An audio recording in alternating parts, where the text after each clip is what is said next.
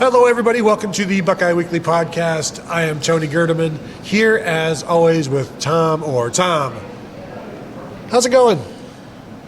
Are we breaking new ground right now? Because we're doing a bold prediction show in person where we can rain blows upon each other in the way that we always seem to want to when we're doing this virtually. We've done these live before, but never, planned, where we have had some time to lay out our picks and really scheme and plot in a way, the devious way that we do. You said like an hour ago, as you started plotting this out, and you spent an hour, coming up with your numbers-ish, saying, this one's going to make Tony mad. And when you say breaking new ground, what you hear behind us is not the jackhammers of that ground being broken. Yes. That is just random hotel construction. Yes, it's a guy with a lift. On Radio Row. Yes, well, that's... Who's to say if anyone needs quiet audio? Yeah, I mean, there's actually an actual radio show going on behind us, which... I would be heated. Tom, I will be heated because this is the Bold Prediction Show. I believe I won the Michigan game, so I know I did. So I'm sure that you think that. I also believe that I did. Uh-huh. So I would like to go first this week. By all means. And let's just get the friendliness started, and then we can get the unfriendly. Don't look at my paper. No. Eyes on your own laptop, Tom. The first one I have here, Tom, is Missouri, throughout the course of this entire season, has never been held to under 74 yards. Their low rushing total this season is 74 yards, Tom. I am telling you, the Ohio State defense, without middle linebacker Tommy Eichenberg, probably is going to hold Missouri to their season low rushing total this year of no more than 73 yards. Sack adjusted? No. This has never happened before in the history of football where this Missouri team has been held under 74 yards rushing.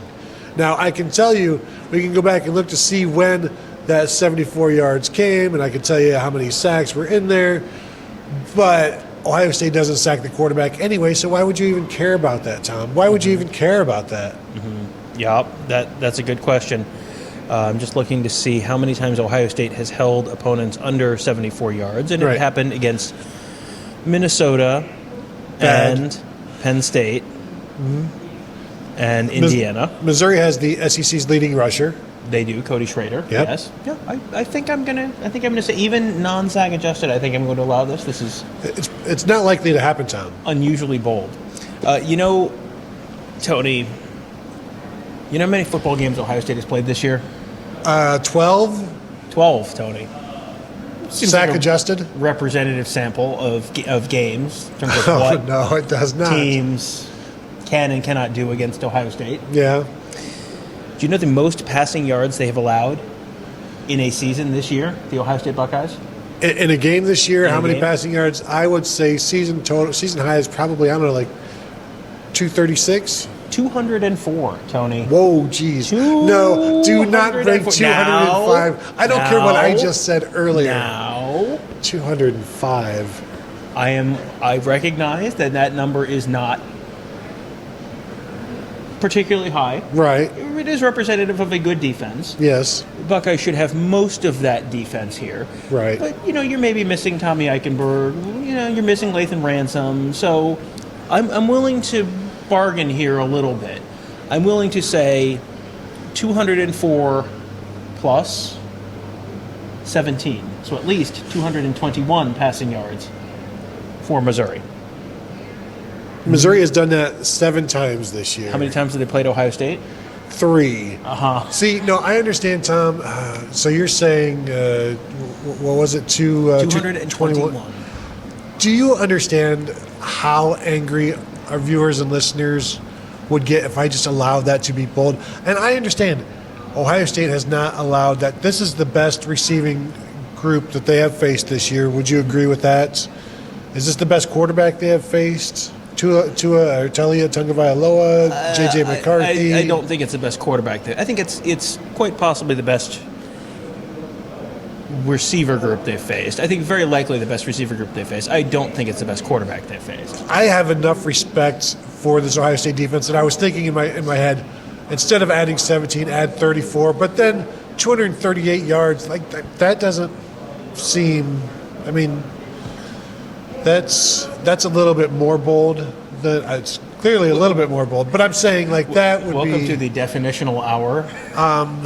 220, 221. Just I can't allow that. If you want to go, here you go, Tom. Do you know where Missouri is in terms of the order of state ratification nationally? I bet you don't. It may surprise you to learn that I don't necessarily know that off the top of my head. I'm going to guess somewhere around 25th. No, Tom, way wrong. 24th. My suggestion is that instead of 17, instead of 34, 24 yards to the 204, 228. I'm not going to fight you about this because we have other stuff to do this week. So. Yeah, I was thinking that same thing. All right, 228, over 228 passing yards for Missouri. Okay, now this season, Devin Brown has thrown 1 interception. Uh-huh. Brady Cook has thrown, I believe, 6 interceptions. Wow. So 7 interceptions on the season between those two quarterbacks. I am saying in this game alone, 4 total interceptions. Wow. That's bold. That is bold. That's a 2, but I'm going to take a 1 out of it. Why did you feel the need to set that up with I've got nonsense like Devin Brown has thrown 1 interception this year, which is not nonsense, but contextually, obviously, given the fact that he has thrown 22 passes, it does make it sort of nonsense. Like Brady Cook against LSU, against Georgia, 2 interceptions in each of those games. I'm not going to be shocked if Devin Brown throws 2 interceptions. 4 is a lot to have in one game, but I also, it's bold predictions. Go bold or go home, Tom. I know you'll be going home after this with your next bold prediction. I assume you're going to allow this one. I will allow this one, yes. So, Tony, do you know how many times a team has passed for more than 1 passing touchdown against Ohio State this year? Once. You're just a little bit high. So these are the 2 when you start chuckling and you're like, oh, you're going to hate these 2. And was I right? Yes, Tom. I sure was. Tony, first time all season long that a team throws for more than 1 touchdown. I can't hate this one, even though I can look right now and tell you. No, sorry. You can hate this one. You can't disallow this one. That's the confusion. Right, okay. And Missouri has thrown at least 2 touchdowns in all but 4 of their games. Again, I will remind you, they have not played Ohio State yet this season. But I will say only once in their last 5. Mm-hmm. So as much as I hate it, we will allow it because it has not happened to this Ohio State defense. And it is not something as simple as throwing for 230 yards when you're being beaten is not, if Ohio State is up by 4 touchdowns in the third quarter, that 230 whatever yards is probably going to, 228 is probably going to hit. Whereas this, it actually takes a little bit more skill. Plus, if they get down to the 1, they're probably running rather than throwing. Right. So I will allow it 2 touchdowns. They have only thrown for more than 2 touchdowns once all season. Right. So I'm okay with that one, Tom. I mean, again, we hate all of these. Although you did not hate the 4 interceptions because you do not think that is happening clearly. My next one, Tom, something that has not happened this season, and I boldly predict that it will be bold and happening this season.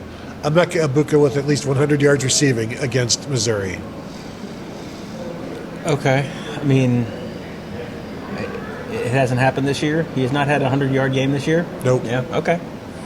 I mean, obviously there's some context there. Nope. Yeah, there's a little bit of context there. But that's fine. I will. Now, see, this sounds like a not fine revenge. That's fine. Okay, that's fine. Just wait. Well, do you know what Carnell Tate's career high in receiving yards for a game is, Tony? I believe it was. Did he get like 83? 79. Yeah. 3 catches for 79 yards. Tony, would you believe he's going to beat that? He's going to exceed that? most he's ever had his whole career, Tony. But Tom, there's context. Are you going to lecture me about context, Tony, or is it a little too late for that? So you're saying Carnell Tate at least 80 yards. I am saying Carnell Tate at least 80 yards. And how many receptions is his career high? 5? He had 3 in that game. I can try and find his career Because high. here's my thing. The 80 yards is almost surely going to happen. And rather than push that number up, I think maybe you should bundle it with a career high in receptions, which is probably 3. So, are we saying at least 4? All right, at least 4 for 80? At least 4 for 80. I think all right. the 4 seems much more likely to happen than the 80, and the 80 seems very likely to happen. But neither of these things have happened this season. Of course, context, we understand that this is not going to be bold if it happens, but it is bold in that it has not happened. If it does not happen, Tom, I will be very surprised, which is the annoying part of this. It is bold in that it has not happened. It's not bold. We're both going to be surprised if it doesn't happen. But also, I will allow it because, as you said, we've got other things to do. And, Missouri, just the context here on Emeka Egbuka and Carnell Tate here is Missouri has one very good cornerback. Their second cornerback has been injured. And it's not like a new injury. He's been out for a little bit. But, they're a little depleted in the secondary. So, we have just offered up 180 yards and our vague, sort of projected totals for Devin Brown when we did that earlier in the week was like 225. So those two guys, if those both hit there, you're most of the way to what we're sort of expecting from Devin Brown. So odds are, as much as you're thinking right now, oh no, those will both happen for sure, odds are one of them won't actually happen. Right. Well, and the other large piece of context is Marvin Harrison not playing. Well, so sure, yards have to come from somewhere. Yes, the yards do have to but come. But I will agree with that one, what you've got written down there. My next one, Tom. Do you know what Kyle McCord's season high total in rushing was this year? No, Tony, I don't. Is it something like 6? It was 8 yards in the first or second game of the season. I'm hurriedly trying to get to Would Devin you like Brown's. to predict Kyle McCord to rush for more than 8 yards in this game? No. Because if so, I will give you 2 points for Here that. you go. No, my bold prediction is that, okay, with those 8 yards in mind, Devin Brown will have at least 3 rushes of at least 8 yards. And I remind you, you are under oath. Devin Brown's total rushing yards this year is 36. We'll come back to that number later. Oh, is that a hint towards yours? This feels like an absolute sure thing to hit. 3 rushes of 8 yards just doesn't feel like that much. How about we talked about like expecting 9 to 10 runs from him, including sacks. including sacks. Okay, 8 rushes for him. I also went 3 because his jersey has 2 3s on it, and I'm not saying 6 of 8, so don't even think about that. How about 3 rushes of 33 yards? I will give you 1 rush of 33 yards. Boy, yeah. 3 points? 3 feels low. 3 feels low. 4 feels a little high. 4 feels bold. How about this? We'll go 4 of at least 6. 7. 6.5. That's fine. All right. 4 rushes of at least 6.5 yards. There we go. Of at least Don't 7 say I yards. never compromise. Okay. Sounds good. All right. So, how about this one, Tony? Do you know how many touchdowns Xavier Johnson has scored this season? 0. 0. Do you know how many touchdowns Xavier Johnson is going to score in the Cotton Bowl in his final game in an Ohio State jersey How many? in which he's wearing the number 0? 0? I'm going to say at least 1, Tony. Xavier Johnson scores a touchdown in his final game as a Buckeye. You know, I appreciate that one because that is one that I went with against Minnesota, and we agreed to it then, and there were fewer games of note then. I think everybody would love to see that. Xavier Johnson would love to see that. Talk to him on Wednesday about how often he's thinking about the fact that this is his last game. He said, you know, everything he's doing now is the last time he's doing it, so he's soaking it up a little bit more and taking that in and just like the last practice at the Woody, walking around looking at stuff. He's like, even the janitors just saying bye to them and say hi, stuff like that. So this is a dude that is it couldn't happen to a better dude if it does. Obviously, couldn't happen to a worse dude if it happens for you. But yes, I will allow it because I've already used it once this season myself. All right, there we go. Grudging acceptance. That's the best I'm going to get. Oh, that is the best kind. Tom, I feel like this should be a 2-pointer for many, many reasons, but I'll keep it at 1. Both teams attempt a 2-point conversion. Interesting. Okay. Because one, I think, is one. Well, first off, take that back. If one happens, is that bold? No, because the next show we're going to do is a rewatch of the Missouri LSU game, and Missouri scored the touchdown to open the game, and then boom goes for 2 right away, like the old school Chip Kelly style way. So I don't think picking 1 to go for 2 is bold, and I think the fact that if 1 goes and makes it, then at some point you might have to pick that point back up, which then leads the other team to go for it. If they miss it, you could still try to gain a field goal later on as things get crazy. Yes, but one team going for 2, especially early in the game, which is not just a desperation late situation, makes this more of a 1-pointer than a 2-pointer, just because I think there's some knock-on effects from that first attempt. But you have, I think this is well worth 1 point. It's almost more bold if only one team does it. If you'd like to say exactly one team. No. No. So, okay, there we go. 2, and each team attempts at least 1 2-point conversion. Extra points if they come from the 17 or 34-yard line. All right, so, Tony, I've got 2 choices here, and if you absolutely hate the first one, I can go to my second. Let's just go to the second, straight to the second. Tony, do you know the 2 players who have tied for the most receiving yards against Ohio State this college football season? The 2 players that have... No, I don't know who they are. Am I supposed to... Would you like to know the number? Would you like to guess the number? Most yards gained through the air against Ohio State. You looked at this in like 20 minutes? Do you see how many tabs I have open on my computer? So that is every single Ohio State box score from this season. Luther Burden will have at least 57 yards receiving. Is that what you're going to tell me? 88 yards is the Malachi Corley from Western Kentucky and Colston Loveland from Michigan. 88 yards. That's the high this season. You know what? Ohio State played some not great pass offenses as it turned out this season. So here I'm going to let you choose, Tony. Either just Luther Burden is over 88 yards, or any Missouri player is over that number by 17, which would be 105. So either Luther Burden over 88 or any Missouri receiver, including Luther Burden, over 105. Which would you like? Let's go with any receiver for over 105. I think it's going to be fascinating to watch Luther Burden. Jordan Hancock is going to have his hands full.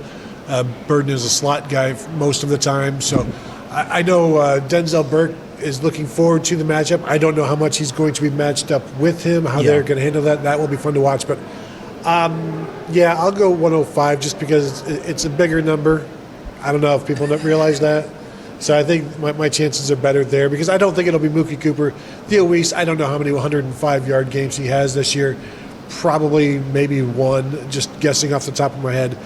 And so I'll say I don't see anybody getting that because these are very good defensive backs. So, we'll go 105. And I feel okay about that, even though Luther Burden should have, he's got 1,197 yards on the season, so he's had several of those games. But he has not faced a defense like Ohio State often. Mm-hmm. What did he do against first George? Of all, Theo Weiss, 118 yards against Vanderbilt was his season high. Next highest was 90 against Georgia. Okay. And then I'm just looking to see what... Luther Burden's game log is very impressive early in the season and then kind of tails off a little bit later. I think once there became more film on him and then other guys start developing, he had 158 yards against Florida, 53 against Georgia, 26 against Tennessee, 15 against Kentucky. But we also saw that was 2 catches for 15 yards. Marvin Harrison had a couple of similar lines this season. Yeah. Sometimes the passes aren't accurate, and sometimes the coverage is just a little bit too extreme. So yes, Tom, that works. Okay. My first 2-pointer, Tom, as I'm looking at this, bowl games and freshman receivers.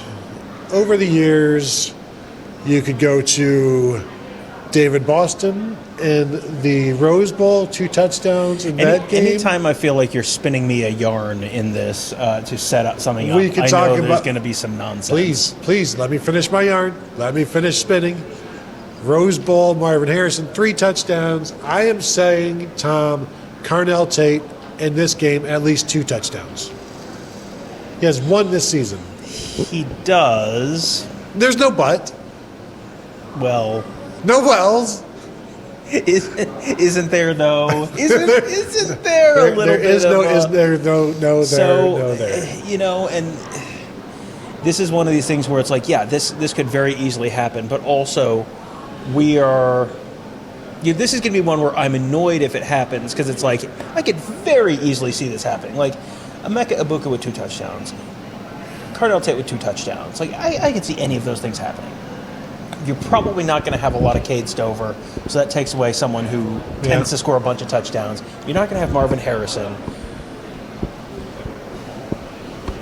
This is one where the reason I'm going to say this is okay is because we're talking about Devin Brown and he's going to, maybe he's going to throw 2 touchdowns. Well, then they both have to go to him. None of them can go to someone else. Or he's throwing more than 2 touchdowns, in which case that feels like a little bit of an outlier game. And still 2 touchdowns have to go to Carnell Tate. I would feel so much better if this was 3 for 3 points. I bet you would. Because 2 feels so. 2 for 2 points is. I mean, it's fine. I'm going to allow it. It's fine. It's fine. Let's just move on. It's fine. Okay. So this one, Tony, this is the passive aggressive Tom Moore that everybody hates. This is one of the Tom Moores that everyone hates. All right. So this is actually a topic that we did a show on. Uh-oh. And this is a little bit of a parlay where you've got to hit all these meets or exceeds all of these numbers. Devin Brown, career totals, Tony, since 1869 when Rutgers and Princeton played a sport vaguely resembling football in Piscataway, New Jersey. Not since 1869 has Devin Brown met or exceeded these numbers. 12 completions, 22 attempts, 197 yards passing, 2 touchdowns, 1 interception, 36 yards rushing, 1 touchdown rushing. So this is a 7-leg parlay. Now, I know you've hit a few 7-leg parlays in your day, but he has to meet or exceed all of these numbers. And some of these, when leading with 12 completions, does not make this setup as bold. And any of these individually, you'd probably say, somewhere between, he's almost, 75, 80% to do that, 90% to do that. And, rushing touchdowns. What is the line on Devin Brown scoring a rushing touchdown right now? That's 0.5. Probably even money. I mean, it's... Yeah. So, and then he's got to have 36 yards or more rushing yards. He's got to have a rushing touchdown. He's got to throw a pick. He's got to throw 2 touchdowns, 197 yards through the air, 22 attempts, 12 completions. He's got to hit all 7 of those meets or exceeds. 2 points. Only 2 points, Tony, which frankly, for a 7-leg parlay, really, I'm not asking much. Some of these are minus 700. Well, but here's some my of thing. them are, yes. But here's my thing. I know through many painful situations where all 7 of these legs seem like sure things. Did you see how I already bolded it, where it means that's what my thing is? Did you? The tone of resignation in your voice, I've already marked it. Mark it 8, dude. None of these are bold, and that's the point of a parlay. Well, I think that nobody boldly bets a parlay unless you want to throw money away. These all should happen, and so it's very, very annoying. The meets or exceeds is So the 2 touchdown passes. I mean, I'm already saying Carnell Tate will have 2 of those, both of those. Maybe perhaps there's a Philly special, and it's somebody else throwing it, and maybe it won't be Devin Brown. Tom, I thought I hated the first 2 bold predictions that you had. I absolutely, and this is a 2-pointer. If you think you hate it now, wait till you drive it. I definitely hate this, but being the victim of many failed surefire 7-leg parlays, this is terrible, but we'll go ahead and allow it because at some point we just have to move on. You get to this point in life and you're like, what's it all for? Especially when you have somebody throwing a bold prediction like that at you. You question a lot of things. What you don't question is, you know what, I'm not going to question it anymore. It is what it is at this point. The begrudging acceptance that is the goal for both of us on this show. The winning is not the important part. It's how many times can you get somebody to disagreeingly agree and be like, I can't argue that. And so that's where we are now, Tom. Success is measured in exasperated size. Yes. That's where we are. Exactly. So my 3-pointer, Tom, and hopefully you hate this as much as possible. Mookie Cooper, former Ohio State Buckeye, current Missouri Tiger, has not scored in over 2 seasons. Wow. Okay. And that includes field goals and touchdowns. I am saying he scores in this game, Tom. But to make it more bold and worth 3 points, it comes from somewhere between the 17 and 34-yard line.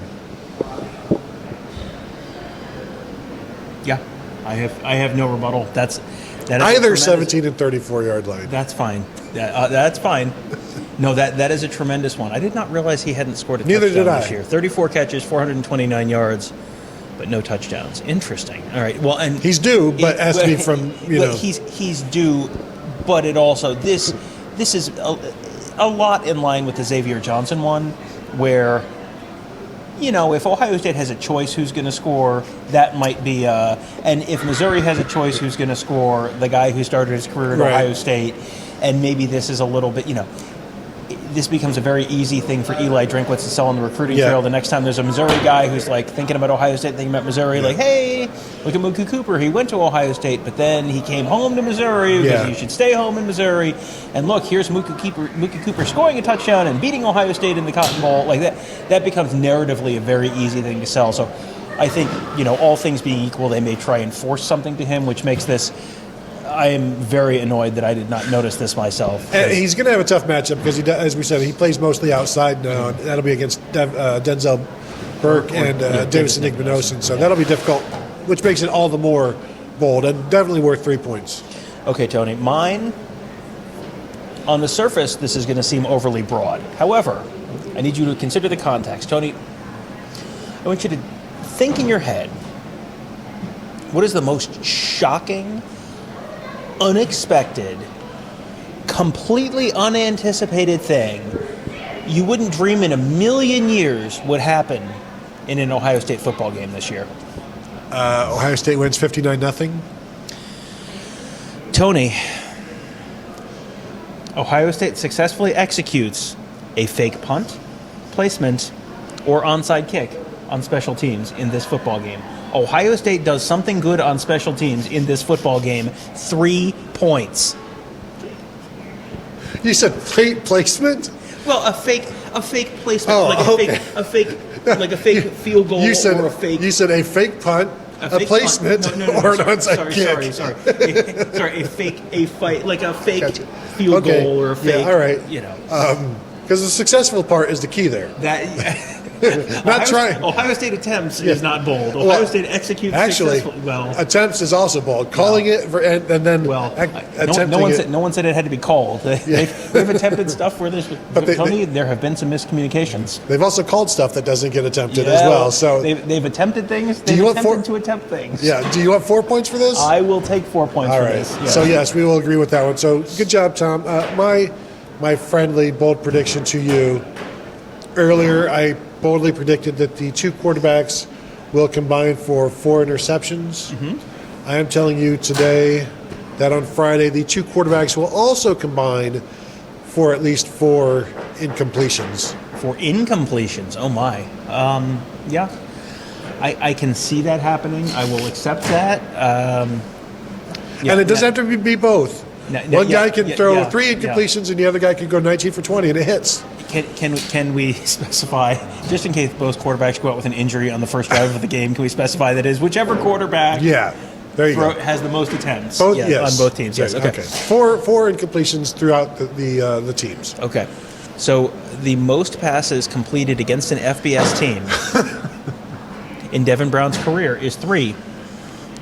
He at least ties that number on Friday. All right. And if he goes out by injury, then it gets passed on to Lincoln Keenan. Meets or exceeds? Meets or exceeds. Okay, yeah, thank you. Appreciate that. Yes. 3 completions. And Tom, if he does not hit that and he plays all game, boy, what a post-game show we will have. Well, or do you remember the year that Baylor played North Carolina in some bowl game, and I think Baylor was down to like a wide receiver playing quarterback and ran a wing tee and just ran over North Carolina.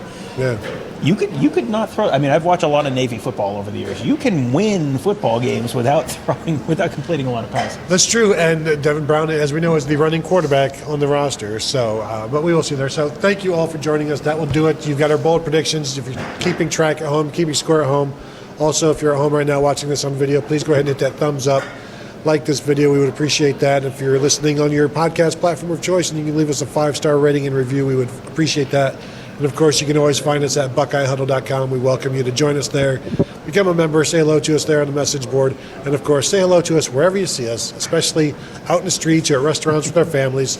Walking past us in a hallway. Walking past us in a hallway. So thank you all for tuning in, and we'll talk to you guys later.